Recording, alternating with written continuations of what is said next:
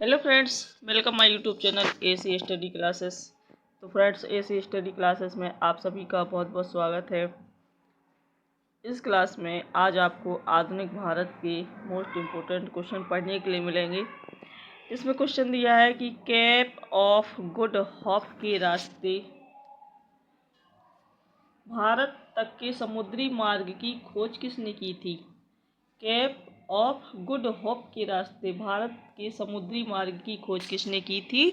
तो ये की थी किसने? वास्को डी गामा ने।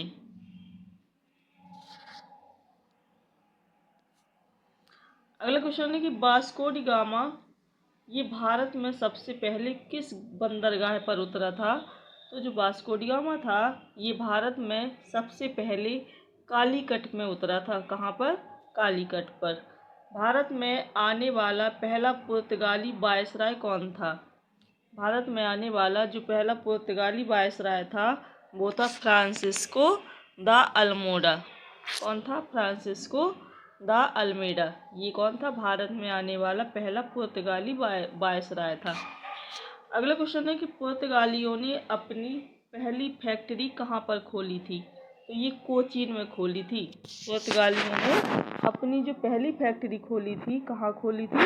कोचीन में। भारत में डचों का प्रारंभिक उपनिवेश कहाँ था?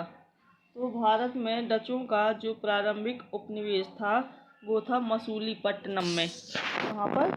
मसूलीपट्टनम में। अगला क्वेश्चन है कि भारत में सत्ता की वास्तविक नींव रखने वाला पुर्तगाली कौन था?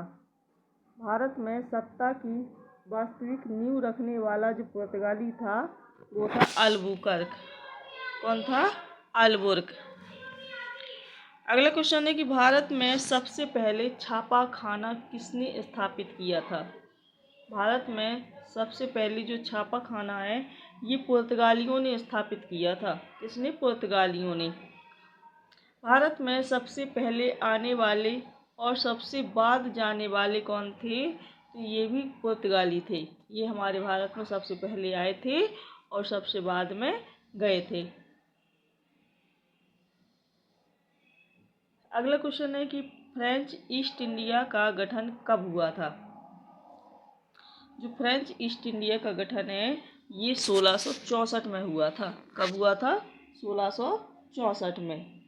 अगला क्वेश्चन है कि भारत में आलू व तंबाकू की फसल की शुरुआत किसने की थी? ये भारत में आलू व तंबाकू की फसल की शुरुआत पुर्तगालियों ने की थी। किसने? पुर्तगालियों ने। अंग्रेजों के द्वारा स्थापित पहला व्यापारिक केंद्र कौन था? अंग्रेजों द्वारा स्थापित जो पहला व्यापारिक केंद्र था वो था सूरत। कौन था? सूरत। अंग्रेजों के द्वारा कलकत्ता में जिस दुर्ग का निर्माण किया गया वह कौन सा दुर्ग था? तो वह था फोर्ट विलियम। अंग्रेजों के द्वारा कलकत्ता में किस दुर्ग का निर्माण किया गया था? फोर्ट विलियम का। अगला क्वेश्चन है कि 1761 ईस्वी में अंग्रेजों ने पांडिचेरी को किससे छीन लिया था? 1761 ईस्वी में अंग्रेजों ने पांडिचेरी को फ्रांसीसियों से छीन लिया था। किससे छीन लिया था? फ्रांसीसियों से। अब इसमें आता है सिख धर्म। तो सिख धर्म की जो स्थापना है ये लगभग 15वीं सदी में हुई थी और जिसके पहले गुरु कौन थे? गुरु नानक को माना जाता था।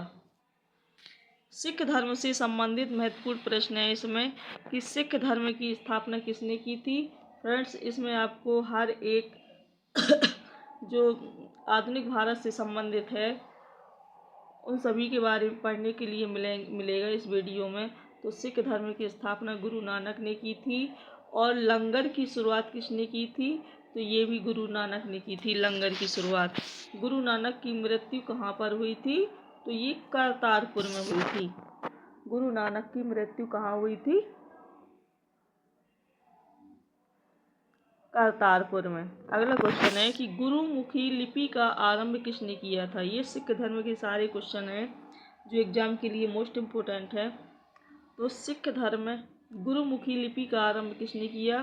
तो ये गुरु अंगद ने किया था। गुरुमुखी लिपि का आरंभ किसने किया था? गुरु अंगद ने। अगला क्वेश्चन है कि अकबर ने किसको 500 बीघा जमीन दान में दी थी? तो ये गुरु रामदास को दी थी अकबर ने। कितनी? 500 बीघा जमीन दान में दी थी। किसने? गुरु रामदास ने। गुरु रामदास को अकबर ने 500 बीघा जमीन दान में दी थी। अमृतसर नगर की स्थापना किसने की थी? तो ये गुरु रामदास ने की थी अमृतसर नगर की स्थापना। अगला क्वेश्चन है कि सिख धर्म के 5वें गुरु का क्या नाम था? तो ये था गुरु अर्जुन देव।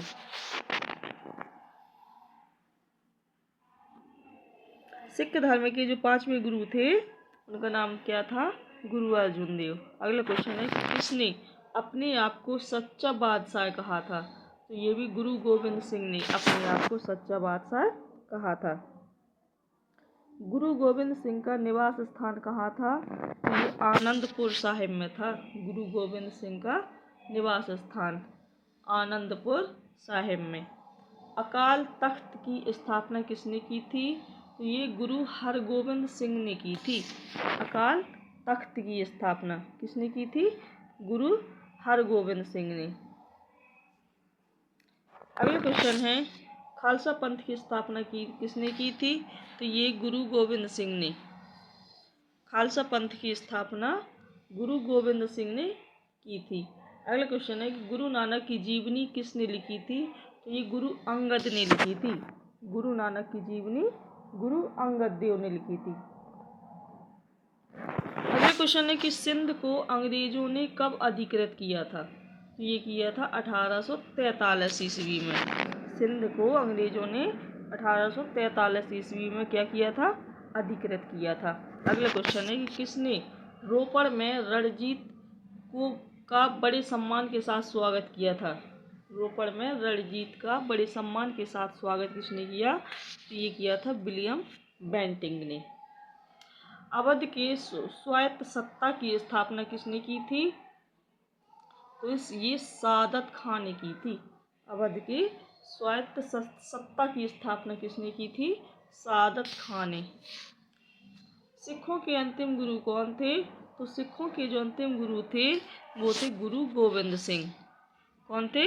गुरु गोविंद सिंह। अगला क्वेश्चन है कि भारत में आंग्ल फ्रेंच शत्रुता के बाद कौन सी लड़ाई निर्णायक सिद्ध हुई थी? तो बॉन्डीवास की लड़ाई। भारत में आंग्ल फ्रेंच शत्रुता के बाद बॉन्डीवास की लड़ाई क्या हुई थी? निर्णायक सिद्ध हुई थी। अब भारत में गवर्नर जनरल कितने थे? इनके बारे में पढ़ने के लिए मिलेंगे गवर्नर जनरल के बारे में। तो पहला था रॉबर्ट क्लाइव। इसने क्या किया था? बंगाल में द्वैध शासन की व्यवस्था की व्यवस्था किसने की थी? तो ये की थी रॉबर्ट क्लाइव ने। बंगाल में द्वैध शासन की व्यवस्था किसने की? रॉबर्ट क्लाइव ने। फिर आएगा वारेन हेस्टिंग्स से संबंधित जो महत्वपूर्ण प्रश्न है कि किसने कोषागार को मुर्शिदाबाद से हटाकर कलकत्ता लाया? तो मुर्शिदाबाद तो वारेन हेस्टिंग ने। यहाँ पे ये गलत लिखा है। अगला क्वेश्चन है कि बनारस में संस्कृत विश्वविद्यालय की स्थापना किसने की? ये की थी जोनाथन डंकन ने।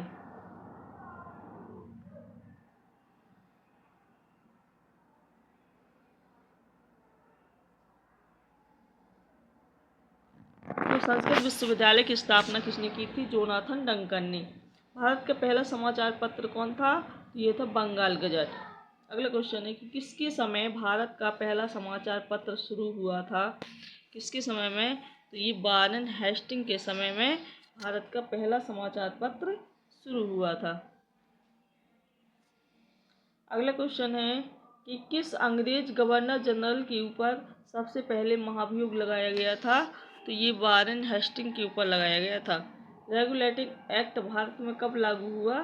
तो ये 1773 ईस्वी में लागू हुआ था। जो रेगुलेटिंग एक्ट था ये भारत में 1773 ईस्वी में लागू हुआ था। अगला क्वेश्चन है कि बंगाल का पहला गवर्नर जनरल कौन था? तो ये था वारेन हेस्टिंग। ये कहाँ का पहला गवर्नर जनरल था? तो ये बंगाल का। अब आएगा कॉर्नवालिस के बारे में। कॉर्नवालिस के मोस्ट इम्पोर्टेंट पॉइंट। तो कॉर्नवालिस ये फोर्ट प्रेसिडेंसी के गवर्नर जनरल थे। कौन थे? फोर्ट प्रेसिडेंसी के गवर्नर जनरल। भारत में नागरिक सेवा का जनक किसे माना जाता है? तो ये कॉर्नवालिस को माना जाता है नागरिक सेवा का जनक। बंगाल में स्थायी बंदोबस्त प्रणाली की स्थापना किसने की थी? तो ये भी कॉर्नवालिस ने की थी। अब आता है बेलेल्जी। तो सहायक संधि की शुरुआत किसने की? तो ये लॉर्ड बेलेल्जी ने की थी सहायक संधि की शुरुआत। कलकत्ता में फोर्ट विलियम की स्थापना किसने की थी? तो ये भी बेलेल्जी ने की थी। और किसने स्वयं को बंगाल का शेर कहा था? तो ये किसने? बेलेल्जी ने क्या कहा था? स्वयं को बंगाल का शेर। अब विलियम बेंटिंक आते हैं कि भारत का पहला गवर्नर जनरल कौन था? तो ये विलियम बेंटिंक था। भारत का जो पहला गवर्नर जनरल था कौन था? William Bentinck. 1829 ईस्वी की सती प्रथा का आंदोलन किसने चलाया? तो ये राजा राम मोहन राय ने चलाया था। 1829 ईस्वी में सती प्रथा आंदोलन किसने? राजा राम मोहन राय ने। किसकी सहायता से राजा राम मोहन राय ने सती प्रथा का अंत करवाया? तो ये विलियम बेंटिंक की सहायता से करवाया था। किसके समय में मैकाले की अनुशंसा पर अंग्रेजी को शिक्षा का माध्यम बनाया गया? तो किसके समय में? तो ये भी विलियम बेंटिंक के समय में। अगले क्वेश्चन है कि राजा राम मोहन राय के द्वारा चलाया गया सुधार आंदोलन कौन था? तो ये था ब्रह्म समाज। तो फ्रेंड्स, अगर ये वीडियो अच्छा लगा हो तो लाइक कर दीजिए, चैनल को सब्सक्राइब कर लीजिए।